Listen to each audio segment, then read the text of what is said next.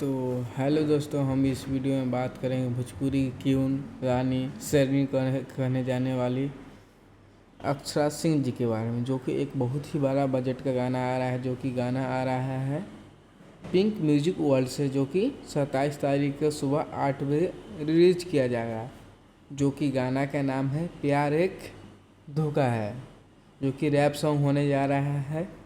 और यह गाना के लिखे हैं बहुत ही अच्छा राइटर यादव राज जी और म्यूजिक डायरेक्टर विक्की बॉक्स जी, और कंपोज किए हैं खुशबू तिवारी।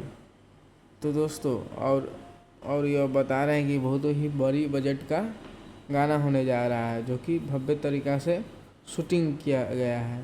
दोस्तों यह गाना 27 तारीख के 8 बजे सुबह में रिलीज किया जाएगा पिंक म्यूजिक वर्ल्ड से। तो दोस्तों वीडियो पसंद आया तो वीडियो को लाइक कीजिएगा, और आप लोग चैनल पर नए हो तो चैनल को सब्सक्राइब कर लीजिएगा, ताकि भोजपुरी के हर अपडेट पाने के लिए। जय हिंद, जय भोजपुरी, धन्यवाद।